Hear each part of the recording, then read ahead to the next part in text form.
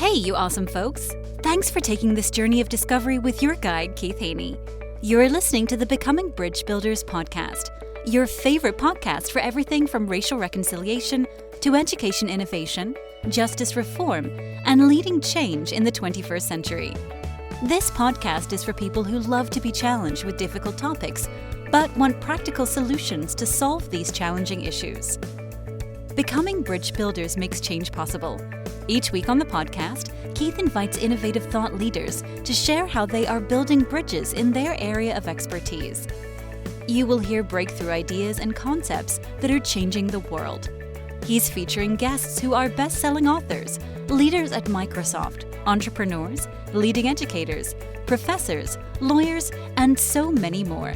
Listen in to learn how you can be the bridge to the change you are seeking. My guest today is Deborah Malo.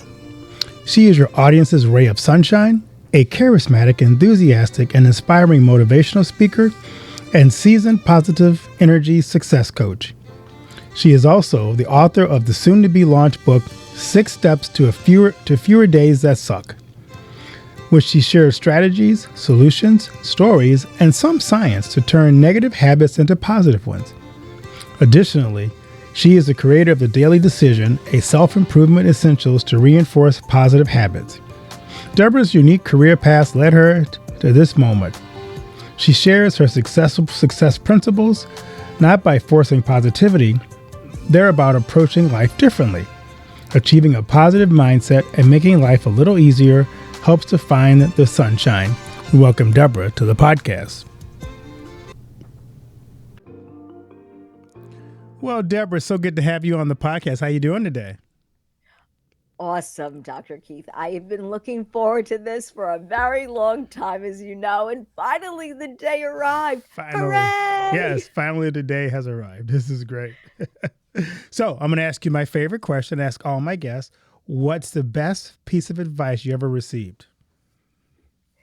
It's from my mom when I was quite young, because she would always say to me, you need to ask people for what you want because nobody can read your mind.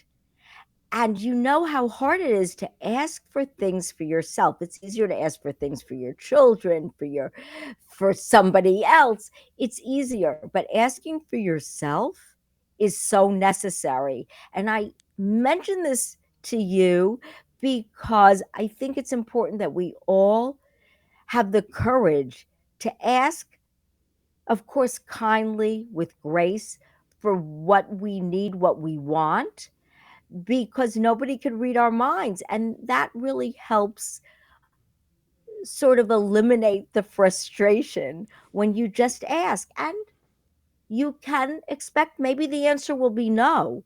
So maybe it'll be yes, but you don't know. But whatever it is, yes or no, you you should serve yourself and show yourself to be kind and respectful, and you accept it and you learn. And sometimes you ask, well, why did you come up with that answer? Sometimes, depending on the situation, you can ask that. And sometimes you can turn the situation around, and what was a no might become a yes. So, the best advice, and I learned young, is to ask for things that you might need or want. I had another guest say that her father gave her that advice before her wedding Oh, to say, really? tell your spouse what you want or what you like because he can't read your mind. I guess it's good parental advice. Right. Yeah. So I like that. I'm always curious too. Think about in your life, in your journey, who were Uh-huh. some people who served as a mentor or an inspiration for you along the way? And interesting, I guess my mother has had a big impact on my life because she's still going strong at 91, lives on her own, drives, okay, maybe I don't know. She's good at it. She's just really spunky. And at 26 years old, I grew up in Manhattan, New York, and my mom is an artist. So was my dad. My dad passed in 2000, but my mom always wanted her own business. Her dad had his own business, and she loved design. So she said to my dad, because he was working for a company under contract at the time, being a designer. She said, if I start this business and it's a success in a year, or at least not losing money, will you join me? And the fact that she had the courage back in the day, remember, it wasn't as common or common at all for women to be working. So many women stayed at home with children. Some didn't have a choice and had to work, of course. But the fact that, and especially even have their own business or start their own business, to me is admirable. And I always think about that when I'm scared to do something, or I think, oh, why bother? I always think of my mother, and I say to myself, she had the courage and it worked out. So why not? Things work out, things don't. But if you don't try, nothing happens. And then the other mentor for me is my husband, because before I was a positive energy happiness coach, mindset coach, and before I was a successful number one ranking pharmaceutical rep, I I was in design, and that's what I studied in college. And my husband saw me working for other people and being really successful, and he said, we should start a design and licensing company. You're so good, look at what you can do. And he gave me the courage also, like seeing my mother. We took the step and started a business which we ran for well over 15 years, licensed my designs and illustrations to many companies in home furnishings and gift products. So both my mother and my husband have been mentors, supporters, cheerleaders, letting me believe. And so many of us stop us from believing that we can do what we set our minds to do. And maybe it doesn't happen exactly as we do it, but if we don't try, it's almost like we lose out. So, my advice for everybody listening is just go for it. Do it. You can do hard things. And I'm proof. My mother's proof.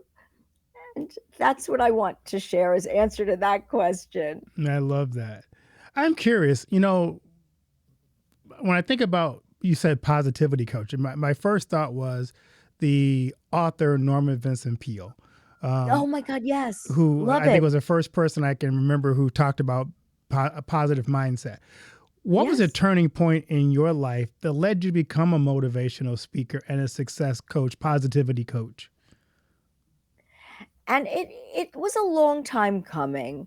I've always had a lot of empathy for people, but it really started with me when my chapter of being a high ranking, number one ranking pharmaceutical rep at a big iconic brand company.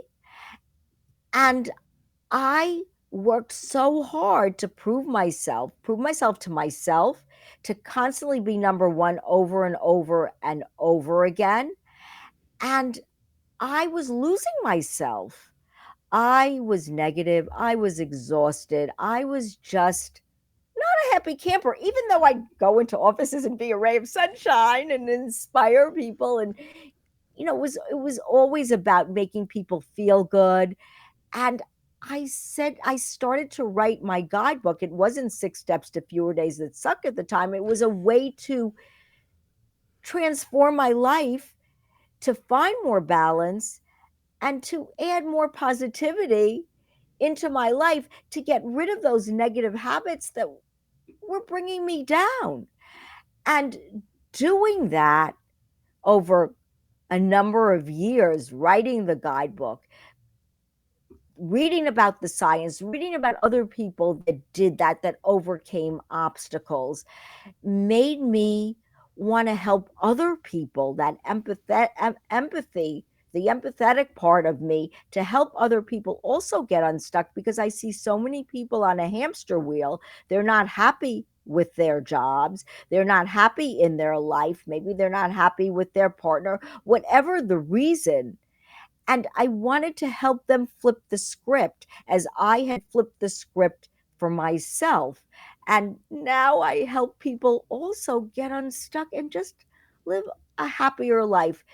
I always say life can be messy and no day is going to be perfect, but we can make it better. And we choose our mindset, positive, negative, happy, sad, whatever it is. It's really a choice how we want to live that day, even in difficult times. So my choice is live happier. Not happy every second, but happier, and add light into the world. Don't be the darkness, be the light. Right. I remember the one of my favorite quotes is by Mike Tyson, who says, Oh, yes. "Everybody has a plan until they get punched in the face." Uh, Yes. I'm Yes. curious, thinking about this concept of being positive. Give us an example, maybe a personal story of how you apply these principles when you run across something in life that is challenging. Yeah. And what I do in every situation is I now take a pause. I don't react because I had anger issues, frustration. Yeah, I type A. I've mellowed because I wanted to. It was my choice to do that because it wasn't serving me well. I wasn't feeling good about these negative emotions. So I caution everybody before you go down the rabbit hole. And is it easy? No. But before you go down the rabbit hole, flip the script. Stop yourself, pause, and breathe.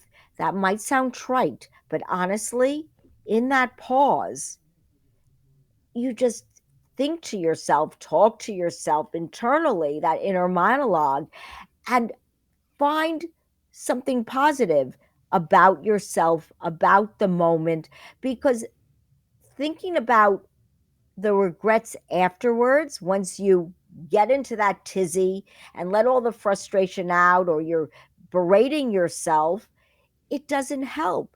And I don't worry anymore because I read a study out of Penn State that 91% of what we worry about never happens. And it's really true. I've proven it out in my own life. So I've managed to pause and flip the script. It takes time, but know that small changes over time can have a big impact.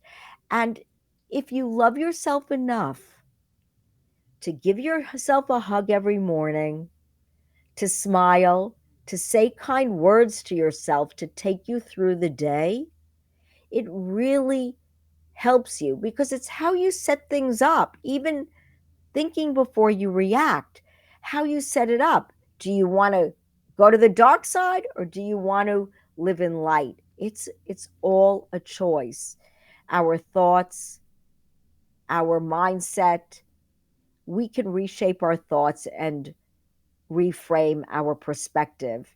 It just takes patience and time. But if you love yourself enough, it's worth doing. And we should all do that for ourselves because life is too short to be grumpy. And even Mickey Mouse has bad days. There you go. But we can control how we think and act.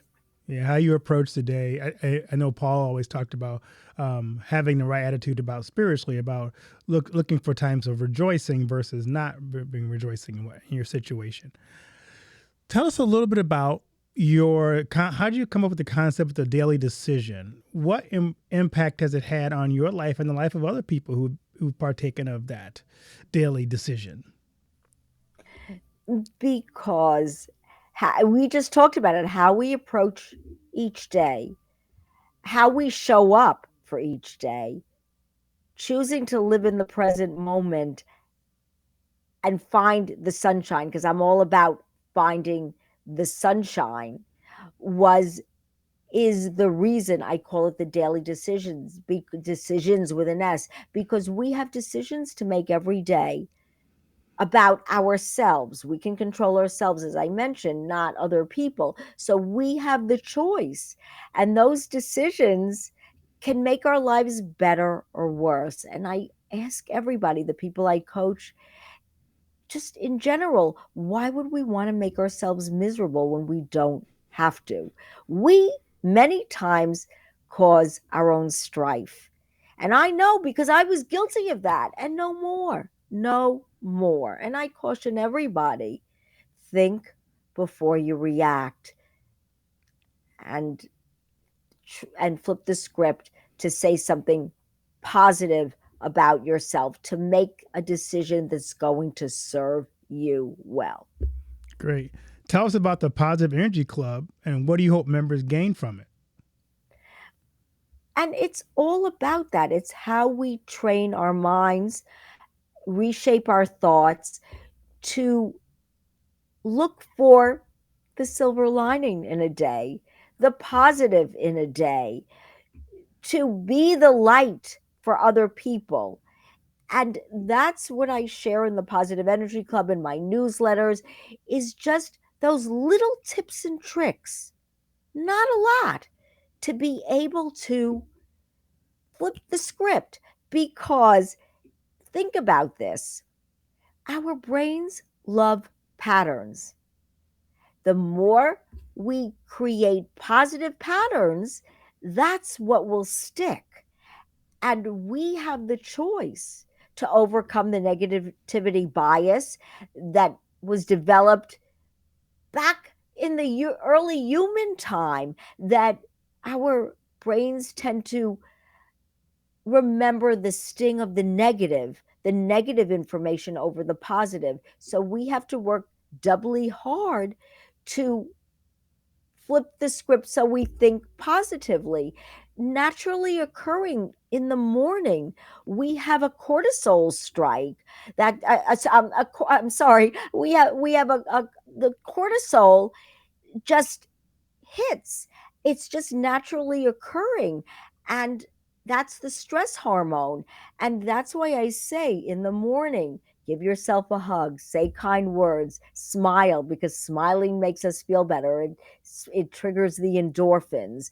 So we're consciously knowing what's going on in our bodies, what's going on in our minds, giving ourselves grace, not to be so hard on ourselves, to love ourselves enough to be able to enjoy, to be positive, to be confident, to be resilient. Those three things is what I teach and talk about in the Positive Energy Club and in everything that I do, because I want people to to feel unstuck, to get unstuck, and to just enjoy their lives more.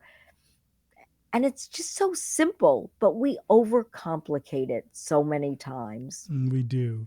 So, give us an overview of your new book, 6 Steps to Fewer Days That Suck. So the overview is, it's not a chapter book. I wrote it for myself as my own guidebook. So this is what I did. I came up with something that we as humans struggle with. And there's about 90 of these or maybe a little less, in double pages, steps: the decision, the ditch bad habits, the mindset, the action, the attitude, and the commitment. So within each of those, there's a double page that sets it each up, and then the double pages within each, like walk away from negativity, no more excuses, perfection prevents progress, just all the things that we struggle with. And within that, there's the name of the topic, there's a quote that resonates, and I think it'll resonate with everybody. There's the commitment to yourself, no judgment in any of this, just a warm hug.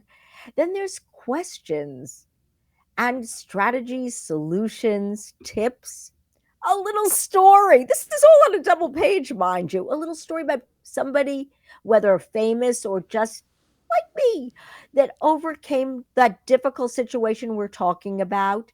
And then there's a mantra and then there's an activity, and all of that in a double page, because basically what I wanted to do, what I did for myself, is make it easy, make words and visualizations that you can see through words, that when you're about to go down a rabbit hole, the memory clicks of that word, of that activity, of a strategy, and you can do it. It's sort of instant gratification, and something that you can read. And at the end of each step, there's a summary, there's 10 tips, and then there's a line page for aha moments and takeaways. So the things that you personally or the person reading it struggles with, they can address. For me, as I mentioned, I struggled with anger and frustration and learning to balance. So everybody has something that's their Achilles heel that they can work through. And this book offers it in a very easy, readable way to just transform what has you stuck So and tell live us what the six happier. steps are. Okay. So, as I mentioned, it's making the decision. That's number one. Number two, it's ditching bad habits, the patterns, creating positive patterns to overtake and overcome the negative. Number three is the mindset.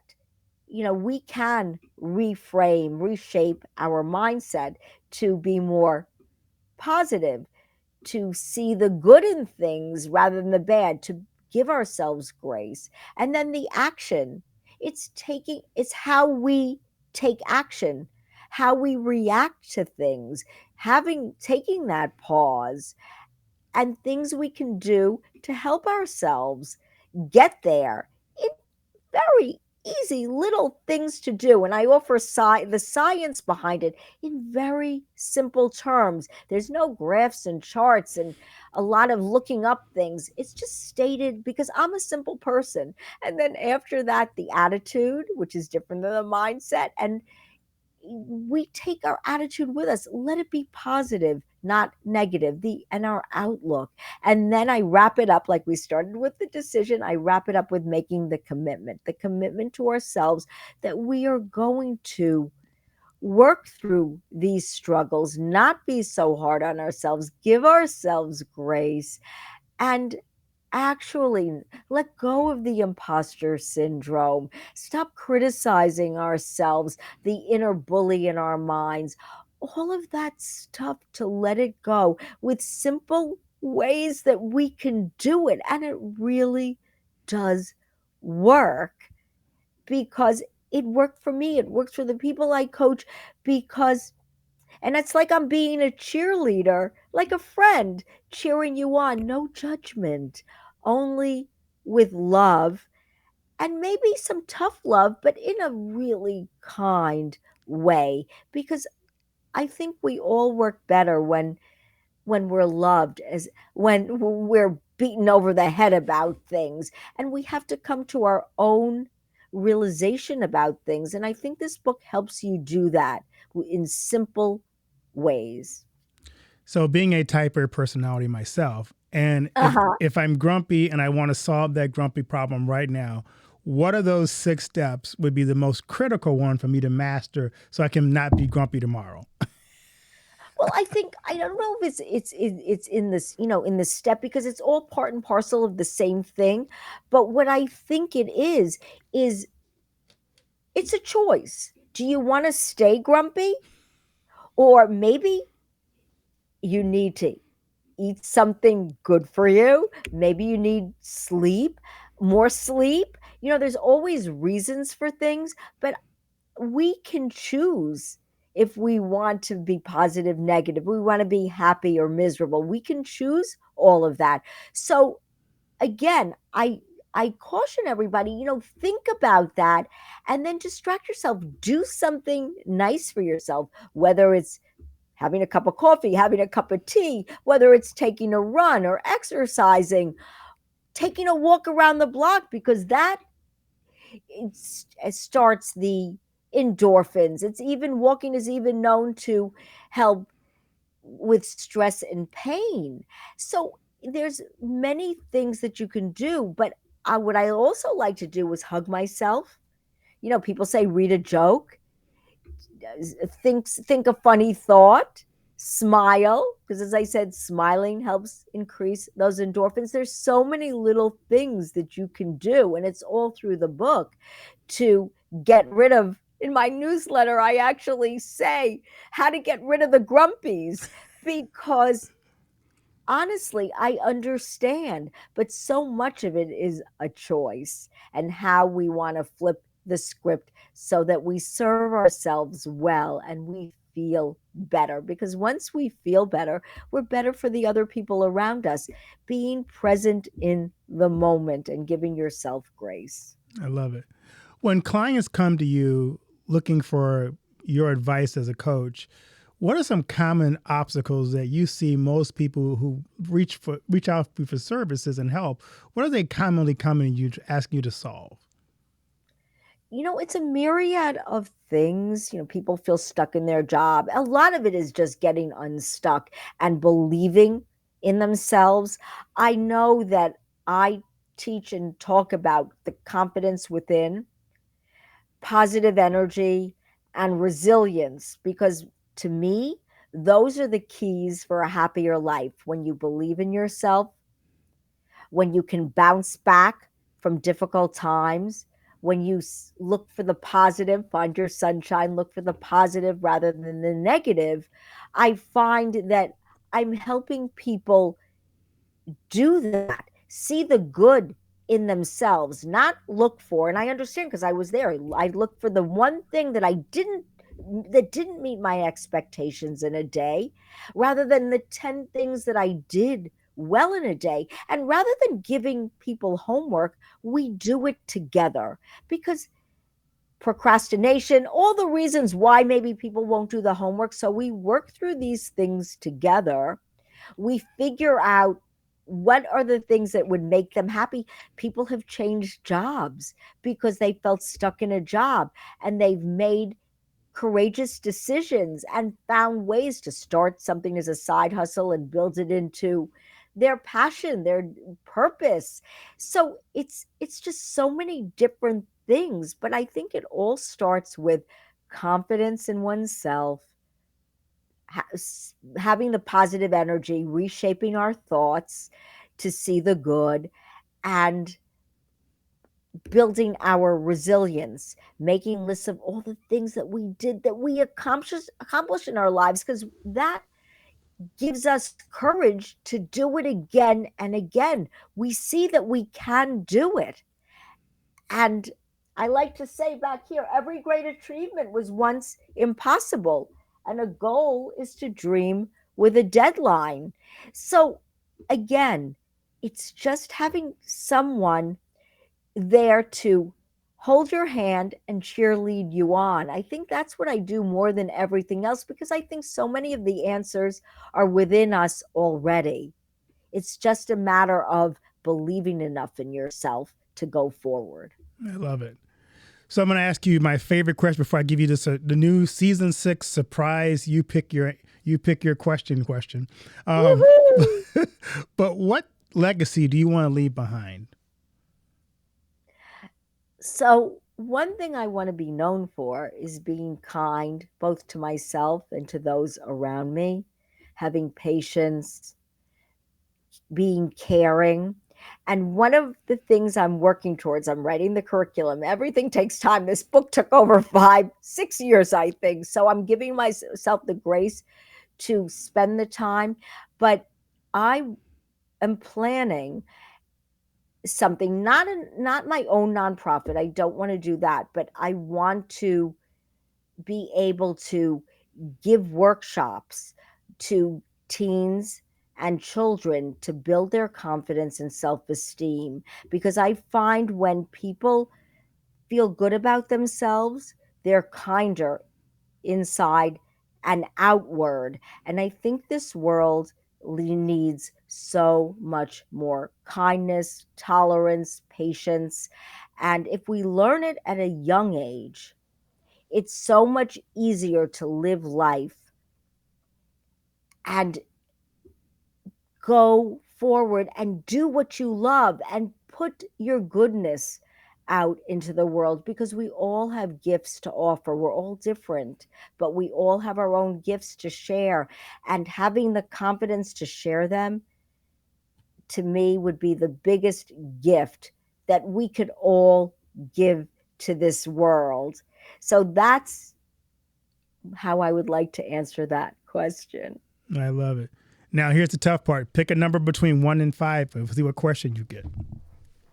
4. 4. All It's right. always been my favorite number. Oh, this is a good question. And question number 4 that you picked is, what are you most excited about right now? What am I talking to you? Because I'm present in the moment, and it's really the truth. And I didn't have to think about it, because that is so important, to be present in the moment with the people that you're with and share that back and forth and chat. And yeah, that's it. And I have a question for you, but you might want Go to ask ahead. me a question No, first. go ahead. Your turn. Okay. Hopefully that answer was okay No, it with was good. you. And it fit in It with was your from my happiness. heart. So there you go. So I noticed in our emails back and forth that you have, under your signature in your email, you have all your strengths. Well, the top 10 strengths. And I recognized it right away, because I also did the Strength Finder by Marcus Buckingham. And I just wanted you to just elaborate on those first 5, 10, whatever that you list, and what they mean to you. Because I know when I look at them, I know what they mean, because I've been through the practice, Right. and I noticed a lot of similarities in our strengths. So I thought I would ask you that, because it intrigued me. Yeah, it's interesting. I took Strength Finders for the first time about 10 years ago. Uh-huh. And my top 2 changed position because my number 1 used to be competition and now it's command. And what's interesting Makes sense. about that is, in the role that I have as a pastor and mission executive for the district, when I walk into a situation and I get to tell people some hard truths sometimes about where their situation is, or even in difficult conversations, it seems to go better than I expected it to go when you're telling truth, because people receive it better because of the strength of command. The competition part's fun because I was talking to someone who kind of going through the evaluation part. It's like, so you don't like to lose, do you? You must be not real fun to play with your kids and stuff. And we just had a week where we played games at camp. And I won a couple of times, and it's like I was insufferable to win, to play against. But some of the other skills and gifts that strengths that I have is being able to kind of see around the corner and see things that are going to happen in the direction that our organization is going, or even a ministry is going, which Mhm. is sometimes for me hard, because I can kind of get a sense for where this is going before other people do. And how do you bring people along, and still be in, like you talk about, being positive and encouraging about the direction. It also makes it harder for me sometimes to enjoy the moment, because I'm always going for what's the next thing I should be doing. How do I keep making the organization better? How do I keep striving for excellence in everything? So it's kind of hard to just kind of stop and go, hey, let me just enjoy this moment. Let's enjoy this accomplishment. I had to teach myself and my group, when I was leading people, you got to give people a chance to celebrate the wins. Um, you're on to the next thing, but they need a chance to kind of stop and celebrate wins. So yeah, it's been very helpful to kind of know those things about yourself. Yeah, and I think so too, because mine also, they were very spot on. And actually, I had an early morning appointment, and I talked to someone. She has it on her desk, Mm, and she also said she used to be woo number 1, but now mm. woo is number 6, and positivity is number 1. And I can actually see that in her.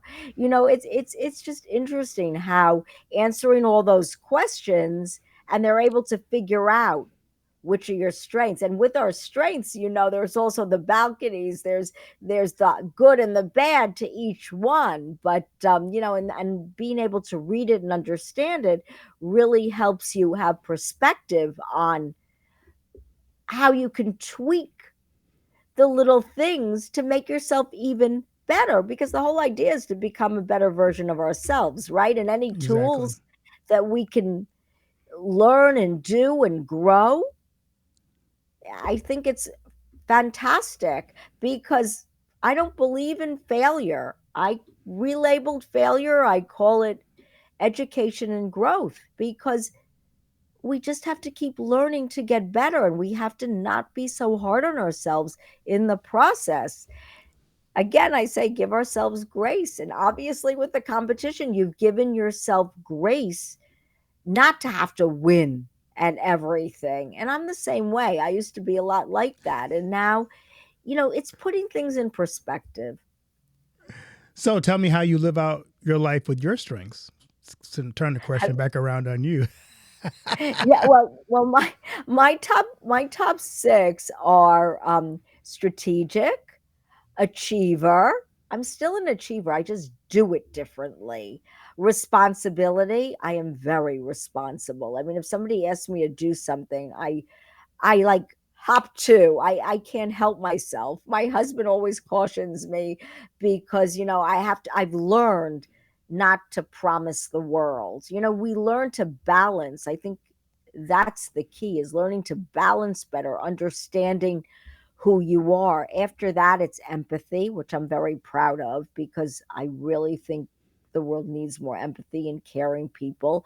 And then number five, and I'm not surprised, because I'm an artist as well.